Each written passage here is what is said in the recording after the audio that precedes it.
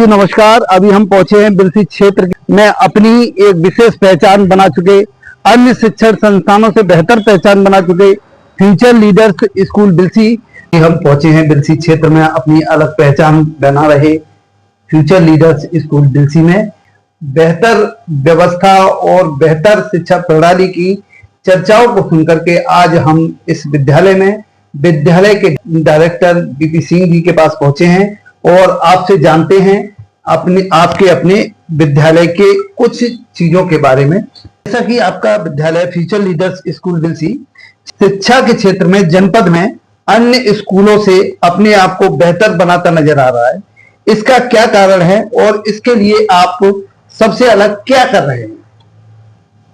योगेश जी, मुझे शिक्षा के क्षेत्र में एक लंबा अनुभव हो गया और इस लंबे अनुभव में मैंने ये सीखा है कि बच्चों को किस तरह से डील किया जाए, कैसे हैंडल किया जाए तो हम उनको कॉन्फिडेंट बना सकते हैं। कैसे बच्चों से हम घर पर पेरेंट्स से भी मैं यही बात करता हूँ, कैसे हम बच्चों से अच्छे से उनकी हैंडलिंग करें तो बच्चे हमारे एक्टिव और स्मार्ट बनेंगे।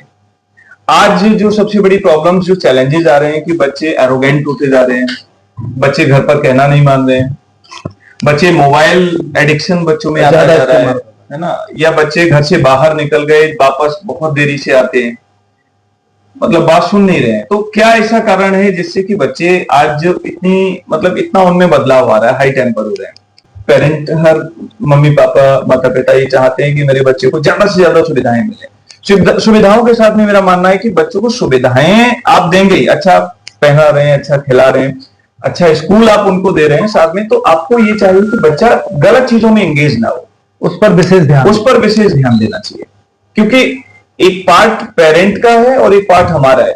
बच्चे की सक्सेस में मेरा मानना यह है कि 15% रोल पेरेंट का और 15% रोल हमारा विद्यालय का, और 70% बच्चा खुद रिस्पॉन्सिबल होता है कि वो किस तरह से आईक्यू लेकर जन्मा है, किस तरह से वो कंटिन्यूअस एफर्ट लगा रहे हैं। और हम दोनों अगर पेरेंट और टीचर या स्कूल हम लोग मिल जाते हैं तो उसका जो 70% रोल है, जो पार्ट है, उसको हम बहुत तेजी से अपलिफ्ट करते हैं। हाँ, ज्यादातर बच्चा जो है घर पे रहता है तो अभिभावक का भी फर्ज बनता है बहुत सारी चीजें। हाँ, एक चीज और भी है कि वर्तमान समय में बच्चों को पढ़ाने में आपको सबसे बड़ी चुनौती क्या लगती है? योगेश जी, सबसे बड़ी चुनौती आज के समय में, वैसे तो बच्चे हैं, मैं तो इतना यूज टू हूँ और इतना मुझे इंटरेस्ट आता है बच्चों की हर एक्टिविटीज में, उनकी हॉबीज में उनसे कम्युनिकेट करना और उनको कैसे और बेहतर बनाया जाए।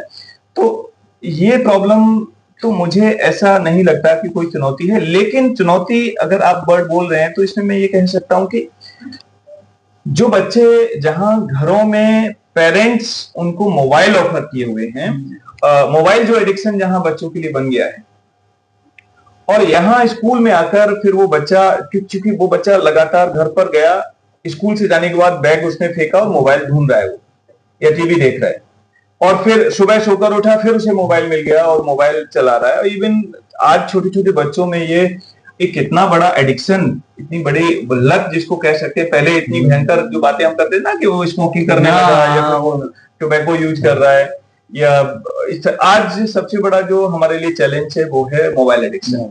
तो वहां पर मैं पेरेंट्स से ये सपोर्ट चाहता हूं कि कम से कम घर पर वो बच्चों को मोबाइल कम से कम दें, और जितने समय उनको मोबाइल दिया जा रहा है तो जरूर हमारा कंट्रोल हो कि बच्चा हमारा देख क्या रहा है। कहीं वो वीडियो गेम तो नहीं देख रहा, कहीं वो रील्स तो नहीं देख रहा, कहीं वो साउथ मूवीज या वल्गर सॉन्ग्स तो नहीं सुन रहा।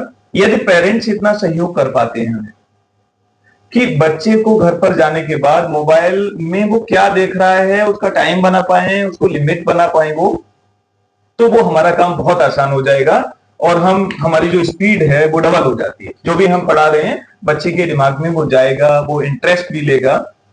तो ये मोबाइल एडिक्शन एक चैलेंज है। कम से कम अभिभावक जो है बच्चों को मोबाइल दें कम से कम, और अगर दे भी रहे हैं तो उस पर उनका अटेंशन होना चाहिए, क्या देख रहा है बच्चा, ध्यान रखना चाहिए। मेरा तो एक ही सिंगल एम है, सिंगल गोल है लाइफ का, कि बिल्कुल क्लियर करता हूं कि मुझे जितने बच्चे मिले हुए हैं उन बच्चों के जीवन को बेहतर बनाना है, उनका जीवन इतना आसान और इतना ऐसा करना है कि वो बच्चा जिस गांव में है वो अपने परिवार का और अपने गांव का पूरा नाम रोशन करेगा। ये मुझे पूरा भरोसा है। Thank you. आपके लिए कीमती समय देने के लिए धन्यवाद। Thank you. साथियों, जैसा कि आपने सुना किस तरह से सारी चीजों के बारे में बताया और बच्चों से लगाव होना और स्कूल को एक अलग पहचान दिलाना, ये सब किस तरह से कर रहे हैं और विशेषकर अनुशासन जो है विद्यालय में सर्वोपरि है, प्राथमिकता अनुशासन के लिए है और गुणवत्तापूर्ण शिक्षा देना इनका मुख्य ध्येय है।